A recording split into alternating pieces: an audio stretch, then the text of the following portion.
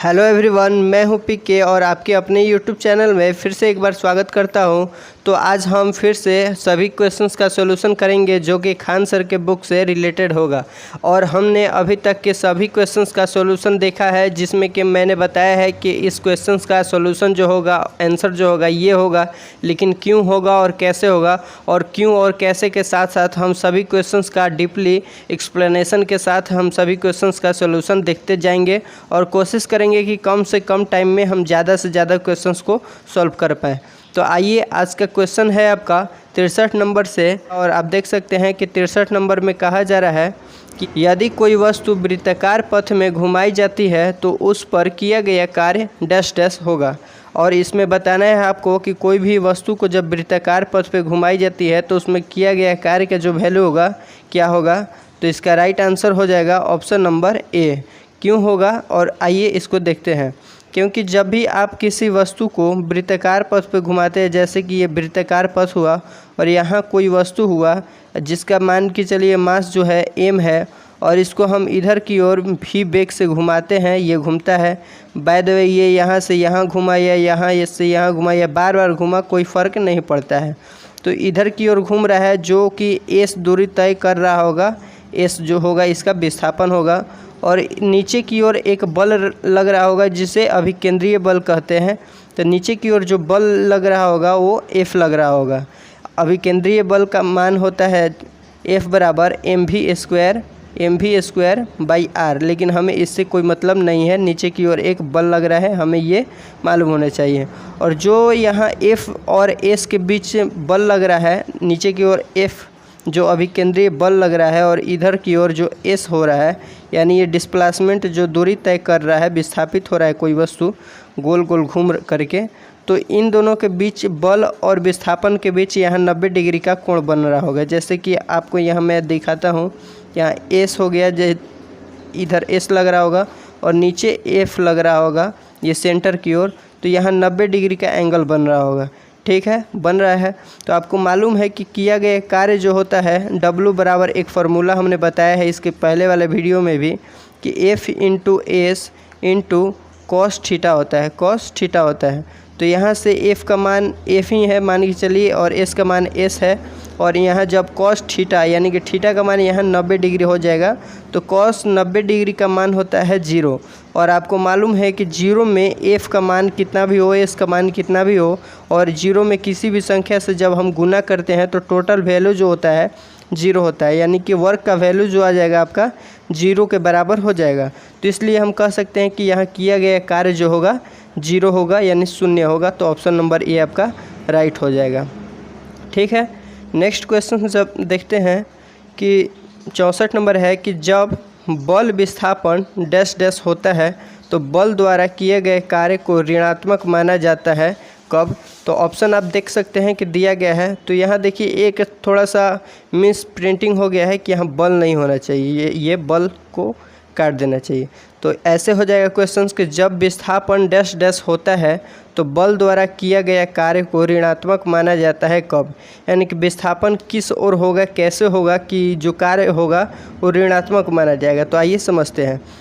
तो यदि एक जैसे कि ये दीवार है या खंबा है या कोई भी चीज़ है, तो इस पर आप इधर की ओर बल लगाते हैं, इधर की ओर बल लगाते हैं, तो ये विस्थापित अगर हो जाता है बल के दिशा में ही, तो जो कार्य होगा वो हमेशा पॉजिटिव होगा।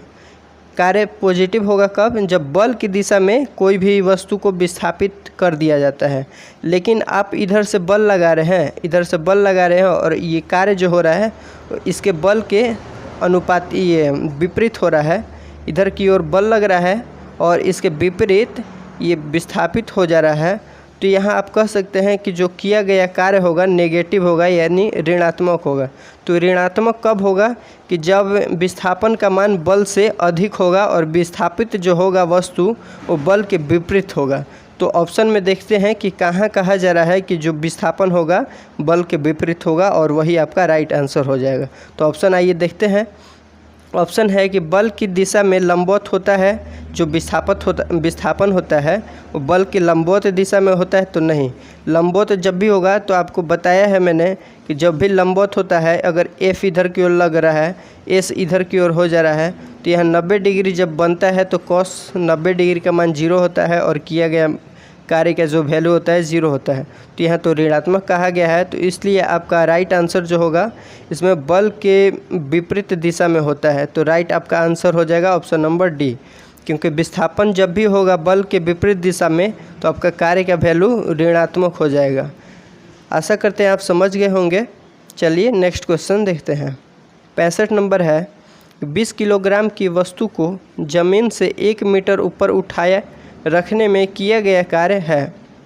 कोई भी वस्तु है और ये ज़मीन है, और इससे यहाँ से जब उठा लिए 1 मीटर ऊपर यहाँ वस्तु, तो यहाँ उठाए रखने में कहा जा रहा है। यहाँ से तो विस्थापित हो नहीं रहा है, इधर या इधर या इधर कहीं विस्थापित तो हो नहीं रहा है, घसक नहीं रहा है। ये कहा गया है, क्वेश्चंस को ध्यान से पढ़े, कि 1 मीटर ऊपर उठाए रखने में किया गया कार्य, उठा करके यहाँ रखने में किया गया कार्य, ना कि अगर कहता कि उठाते समय किया गया कार्य तो आपको कुछ ना कुछ वैल्यू होता। लेकिन ये कहा गया है कि यहाँ उठा करके रखने में किया गया कार्य, तो यहाँ तो विस्थापित हो नहीं रहा है। और यहाँ से आपको मालूम है कि कोई भी वस्तु जब तक विस्थापित नहीं होता है इधर या उधर कहीं भी, तो किया गया कार्य का जो वैल्यू होता है 0 होता है, 0 होता है। तो यहाँ से किया गया कार्य का मान जो हो जाएगा जूल हो जाएगा। ऑप्शन नंबर ए आपका 0 जूल आंसर हो जाएगा।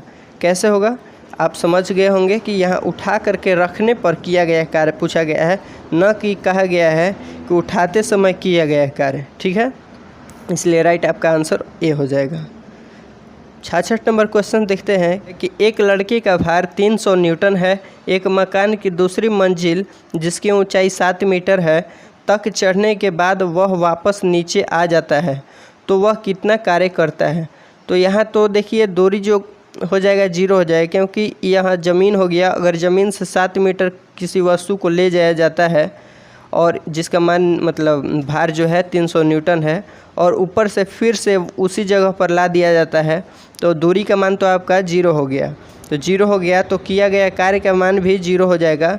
क्यों और कैसे, तो इसका सॉल्यूशन देखिए यहाँ से हो जाएगा।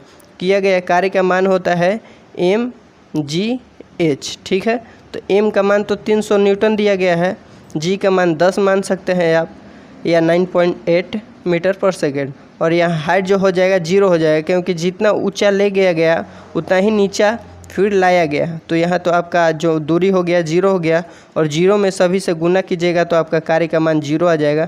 इसलिए आपका 0 आंसर हो जाएगा ऑप्शन नंबर सी, 0 जूल, यानी कि 0 जूल या 0। ठीक है, 67 नंबर क्वेश्चन देखते हैं। ये 10 किलो के एक पिंड को 30 मीटर की ऊंचाई पर ले जाकर फिर उसी स्थान पर लाया जाता है जहां से वह चला था, तो किया गया कार्य। तो आप सिंपल सा इसका 0 ढूंढेंगे कि ऑप्शन में 0 कहाँ है, क्योंकि जितना ले गया उतना ही वापस आ गया। तो यहाँ तो विस्थापन का मान 0 हो गया, और विस्थापन का मान जब भी 0 होता है तो आपका आंसर मारिएगा कि किया गया कार्य जो होगा 0 होगा, क्योंकि जो भी कार्य का मान होता है, कार्य होता है, वो डायरेक्टली प्रोपोर्शनल होता है, यानी कि समानुपाती होता है किसका, एस का। ठीक है, तो अगर एस का मान 0 होगा तो कार्य का भी मान 0 हो जाएगा। एस का मान पॉजिटिव होगा, धनात्मक होगा, तो कार्य का मान भी धनात्मक हो जाएगा। ठीक है, अगर इसका मान नेगेटिव होता है विस्थापन का, तो कार्य का मान भी नेगेटिव हो जाएगा, ऋणात्मक हो जाएगा। ठीक है, नेक्स्ट क्वेश्चन देखते हैं। तो इसका फाइनल आंसर जो होगा डी हो जाएगा। नेक्स्ट क्वेश्चन है 68 नंबर कि 1 जूल बराबर है, 1 जूल बराबर क्या होता है, तो अर्ग में पूछा गया है। आपका राइट आंसर हो जाएगा 10 के पावर 7 अर्ग होता है, तो इसका right answer option number C हो जाएगा। 1 जूल बराबर 10 के पावर 7 अर्ग होता है, इसमें समझने की कोई बात नहीं है। 69 नंबर क्वेश्चन है कि एसआई इकाई में लेंस की शक्ति की इकाई क्या है। एसआई यूनिट पूछा गया, यानी कि एसआई मात्रक पूछा गया है लेंस की शक्ति का। तो आपको मालूम है कि लेंस की शक्ति का एसआई मात्रक होता है डायोप्टर, तो इसमें राइट आंसर हो जाएगा ऑप्शन नंबर आपका बी। सिंपल से इसमें आपको याद करना है कि लेंस की शक्ति का एसआई मात्रक इकाई क्या होता है, तो आपका डायोप्टर होता है।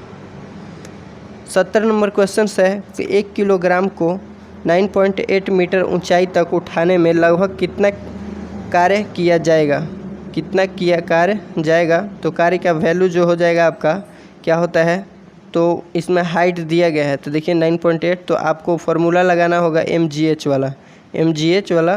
तो m का मान 1 किलोग्राम, g का मान दिया गया है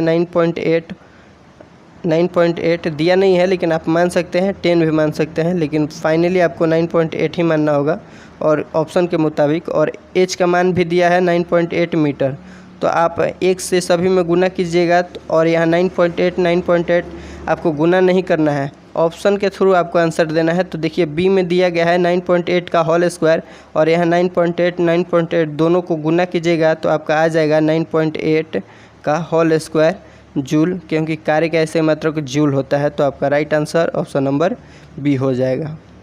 ठीक है, एक तो 70 के बाद नेक्स्ट आगे हम बढ़ते हैं, तो शक्ति है पावर। तो इसके पहले जितने भी सेक्शंस थे हमने सभी को कवर कर लिया जो कार्य से रिलेटेड था। अब आ गया आपका यांत्रिक का सेकेंड सेक्शन शक्ति, और इसके बाद हम धीरे धीरे ऊर्जा, इसी तरह से नेक्स्ट बढ़ते रहेंगे। और आप इस चैनल पर फर्स्ट बार हैं तो वीडियो आपको अच्छा लग रहा है तो इस वीडियो को लाइक कीजिए, चैनल पर फर्स्ट बार हैं तो चैनल को सब्सक्राइब करके। और इसके पहले जितने भी क्वेश्चंस हैं उनका सोल्यूशन अगर आप देखना चाहते हैं तो उनका लिंक मैं डिस्क्रिप्शन में दे चुका हूं, तो आप जा करके वहां से क्लिक करके देख सकते हैं, डिस्क्रिप्शन में जो लिंक है उस पर। और आपके इस बुक से जितने भी रिलेटेड सॉल्यूशन दिया गया है, बताया गया है, उसका एक विस्तार रूप से वहाँ आपको मिल जाएगा सभी वीडियो। ठीक है, तो शक्ति का फर्स्ट क्वेश्चन से हम देखते हैं कि आपका फर्स्ट क्वेश्चन है कि कार्य करने की दर या ऊर्जा स्थानांतरण की दर को कहते हैं। तो इसमें ऑप्शन दिया गया है शक्ति, कृत कार्य, आवेग और बल। तो आपको समझाते हैं कि कार्य करने की जब भी दर कहा जाए तो कार्य करने के दर को मतलब कहने का मतलब होता है कि कार्य करने में एक इकाई में 1 सेकेंड में जितने भी कार्य किया जाता है उसी को कार्य करने की दर कहते हैं। तो 1 सेकेंड में किया गया कार्य क्या मतलब हो जाएगा, आप लिखेंगे तो आपका कार्य W हो जाएगा, और दर यानी कि 1 सेकेंड में किया गया कार्य, तो यहाँ आपका जो हो जाएगा T हो जाएगा। तो W/T यानी कहने का मतलब कार्य करने की दर आप कह सकते हैं W/T। तो W/T किसका फार्मूला होता है, तो P बराबर आपका होता है W/T, P बराबर W/T। और जहाँ के P जो है पावर है यानी कि शक्ति है। तो नीचे आप ऑप्शन में देखिएगा तो शक्ति दिया गया है, तो हाँ ऑप्शन नंबर ए ही है कि शक्ति। तो राइट आपका आंसर हो जाएगा शक्ति। यानी कि आपने इस क्वेश्चन से समझा कि कार्य करने की जो दर होती है या ऊर्जा स्थानांतरण की दर होती है तो उसे शक्ति कहा जाता है। और कार्य करने की जो क्षमता की बात कही जाए कि कार्य करने की जो क्षमता होती है तो उसे हम ऊर्जा कहते हैं। याद रखना होगा, कार्य करने की क्षमता को ऊर्जा कहते हैं और कार्य करने की दर को हम शक्ति कहते हैं। नेक्स्ट क्वेश्चन आपका 2 नंबर है कि शक्ति बराबर W/T, जहाँ W का अर्थ है, तो हमने ऊपर समझा था कि W का अर्थ होता है कार्य, तो राइट आपका आंसर हो जाएगा option number D. Next question है 3 नंबर कि निम्न में से कौन सी भौतिक मात्रा किए गए कार्य की गति को मापती है। कौन सी भौतिक मात्रा किए गए कार्य की गति को मापती है, तो शक्ति, क्योंकि मापने की जब भी बात कही जाए तो आपको कार्य करने की दर से समझनी चाहिए कि कार्य को मापने के लिए जो भौतिक मात्रा यूज किया जाता है शक्ति किया जाता है, पावर किया जाता है। तो आपका राइट आंसर हो जाएगा option number D. 4 number question है कि यदि 10 न्यूटन और 5 न्यूटन के 2 बल एक वस्तु पर एक ही दिशा में लगाए जाएं तो वस्तु पर कार्यरत कुल बल कितना होगा। तो देखिए कभी कभी एग्ज़ाम में बहुत सारे इजी क्वेश्चंस पूछ दिए जाते हैं, और वैसे इजी क्वेश्चंस को कुछ लोग नहीं देखे रहते हैं तो उसमें भी उनका कन्फ्यूज़न हो जाता है। तो इसमें आपको कुछ करना नहीं है। देखिए समझते हैं कि कोई भी वस्तु है, जैसे कि ये वस्तु है, एक बार 10 न्यूटन और कोई वस्तु पर, इसी वस्तु पर कोई व्यक्ति 5 न्यूटन बल लगाता है तो टोटल बल कितना हो जाएगा, तो 15 न्यूटन। तो सिंपल सा आपका राइट आंसर हो जाएगा ऑप्शन नंबर सी। ठीक है, बहुत सारा इजी क्वेश्चन आ जाता है कभी कभी एग्जाम में। 5 नंबर क्वेश्चन है कि शक्ति का सूत्र है।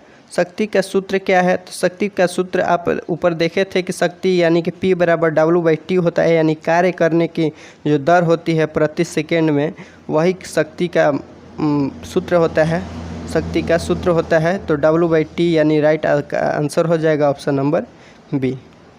नेक्स्ट क्वेश्चन है कि मोहन का वजन 40 किलोग्राम है तथा वह 10 सेकंड में 50 सीढ़ियाँ चढ़ जाता है। देखिए शानदार क्वेश्चन से ध्यान से पढ़िएगा कि मोहन का वजन 40 किलोग्राम है तथा 10 सेकंड में 50 सीढ़ियाँ चढ़ जाता है।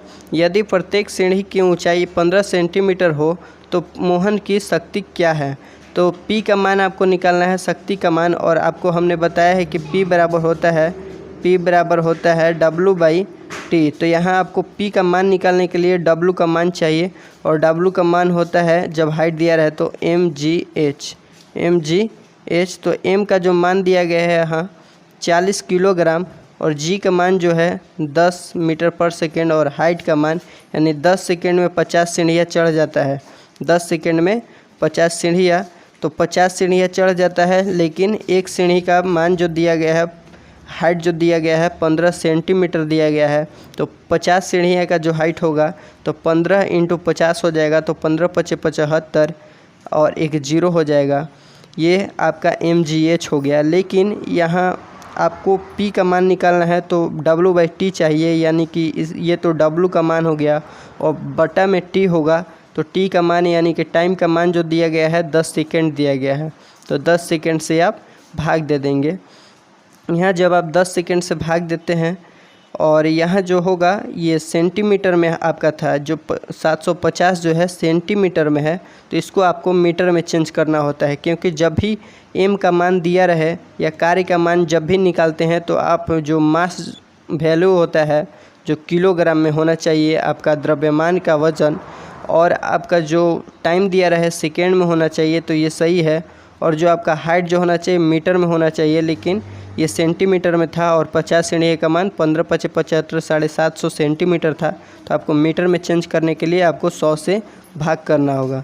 तो 100 से आप भाग कीजिएगा, और बट्टे में T का मान 10 सेकेंड है, तो T का मान 10 सेकेंड होगा।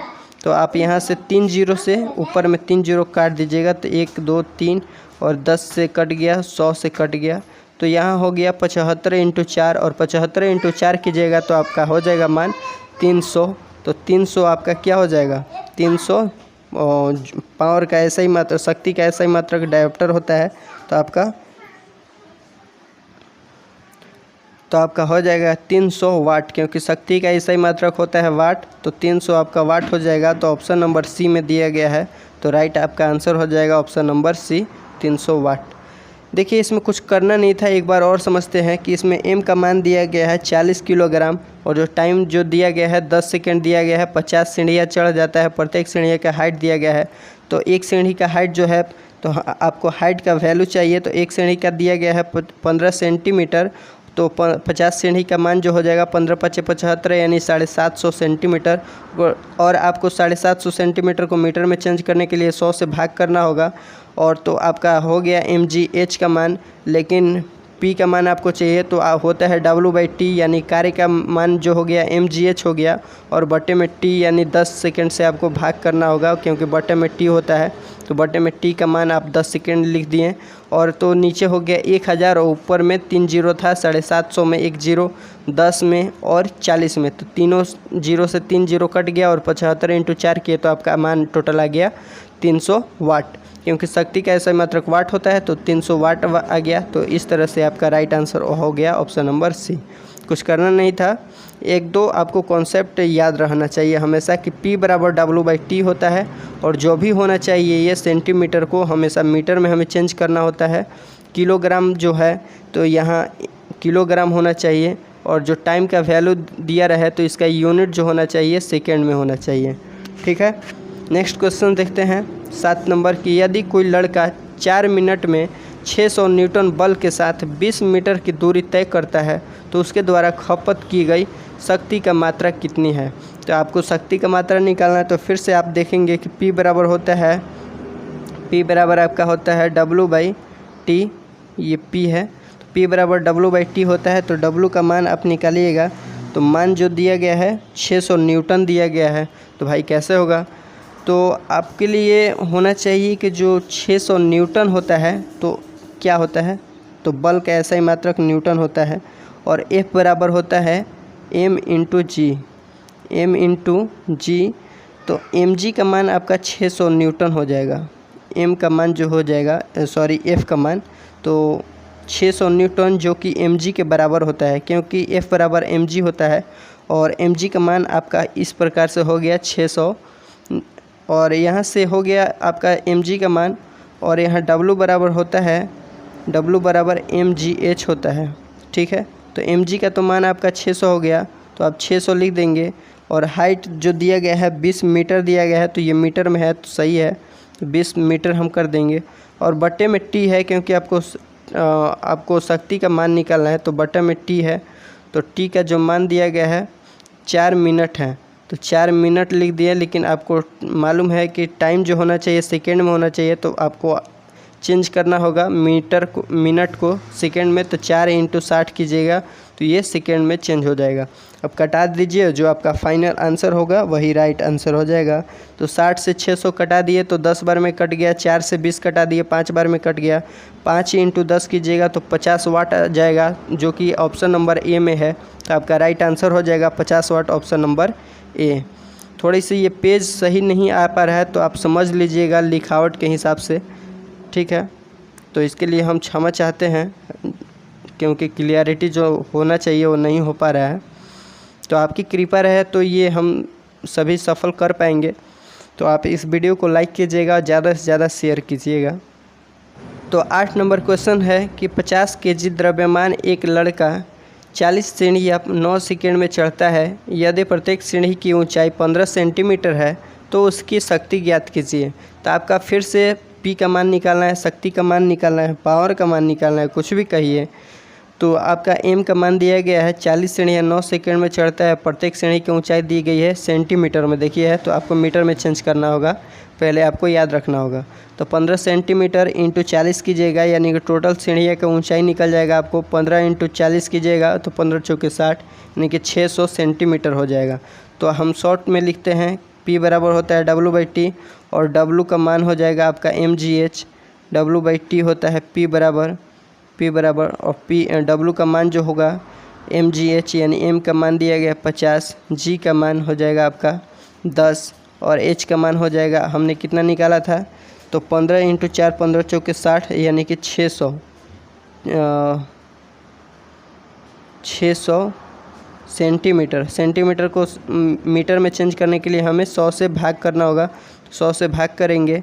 और लेकिन P का मान निकालना है तो बटे में T होना चाहिए, क्योंकि W/T होता है। और जितना भी हमने अभी तक मान लिखा है ये mgh का मान लिखा गया है, यानी कि W का मान लिखा गया है, और बटे में T है तो T यानी कि 9 सेकेंड, तो × 9 कर देंगे, 100 × 9। और जब आप पूरी इसका कैलकुलेशन करेंगे तो राइट आपका आंसर हो जाएगा option number A, 333.33 watt, 333.33 watt right answer हो जाएगा ऑप्शन नंबर ए। क्योंकि देखिए यहाँ 100 जो है 100 से तो 600 में 00 है तो कट गया, बचा 6, 3 के पहाड़े में 3 दूनी के 6 और तीतरी का 9, और 3 से जब आप भाग कीजिएगा 1000 में, 1000 बटे यहाँ ऊपर आ जाएगा 50 × 10 × 2, तो 1000 बटे में 3 है, तो 3 से भाग कीजिएगा तो आपका राइट आंसर हो जाएगा ऑप्शन नंबर ए। नेक्स्ट क्वेश्चन देखते हैं। आइए नेक्स्ट क्वेश्चन है 9 नंबर, और 9 नंबर है कि उस भौतिक मात्रा का मान बताएं जो बल और वेग के गुणनफल के बराबर होता है। तो इसमें समझने वाली कोई बात नहीं है, बस आपको याद रखना होगा F × V बराबर होता है P, यानी कि F जो होता है यानी बल, और V जो होता है V, इन दोनों का जब हम गुणनफल करते हैं तो इनका गुणनफल जो होता है P के बराबर होता है, यानी शक्ति के बराबर। तो ऑप्शन नंबर सी आपको दिख रहा है कि शक्ति दिया गया है, तो राइट आंसर हो जाएगा ऑप्शन नंबर सी, यानी F × V बराबर P, F × V बराबर P, F × V बराबर P, राइट आपका आंसर हो जाएगा ऑप्शन नंबर सी, ठीक है। 10 नंबर क्वेश्चन है कि एक 40 kg भार वाली लड़की 4 सेकंड में 5 मीटर तक ऊंची होने वाली सीढ़ी पर तेज़ी से चढ़ जाती है, तो उसके द्वारा विकसित शक्ति डैश डैश डैश होगी। तो फिर से आपको ऊपर जो हमने कॉन्सेप्ट क्लियर किया है उसके आधार पर आप इसका सॉल्यूशन निकालिएगा। तो आइए देखते हैं कि P बराबर यानी शक्ति का मान आपका होता है P बराबर W/T, तो W का मान हो जाएगा आपका mgh, तो M का मान दिया गया है 40 kg, G का मान हो जाता है, नहीं दिया रहा है तो आप 10 मान सकते हैं या 9.8 भी, और एक दो यूनिट का अंतर होता है, तो उसके लगभग में जो आंसर रहता है उसी को आप सही राइट आंसर मान सकते हैं। तो mg हो गया और h का मान जो हो जाएगा तो 5 मीटर, ये मीटर में दिया गया है तो हमें छेड़छाड़ करने की ज़रूरत नहीं है। mgh हो गया, अब बटे में t यानी कि 4 सेकंड हो जाएगा। और जब आप इसको कैलकुलेशन कीजिएगा तो आपका आ जाएगा 4×40 यानी कि 5 × 10 × 10 बराबर 500 वाट। तो राइट आंसर हो जाएगा आपका राइट आंसर ऑप्शन नंबर ए 500 वाट। शक्ति का टोटल मान हुआ 500 वाट। तो थैंक यू। हमने अभी तक इतने कम समय में लगभग 20 क्वेश्चंस का सॉल्यूशन कर लिया है, वो भी बिल्कुल डिटेल में और बिल्कुल डीपली नॉलेज के साथ। इससे रिलेटेड जितने भी क्वेश्चंस करें तो आप उनका सॉल्यूशन आसानी से कर पाएँ। तो वीडियो में अंत तक बने रहने के लिए आपका बहुत बहुत धन्यवाद। ये वीडियो आपको अच्छा लगा है तो वीडियो को लाइक कीजिए और अपने फ्रेंड के साथ, क्लोजली जो फ्रेंड है उनके साथ शेयर कर सकते हैं। चलिए ऐसे ही वीडियो के साथ नेक्स्ट वीडियो में मिलते हैं, तब तक के लिए बाय बाय, टेक केयर, जय हिंद।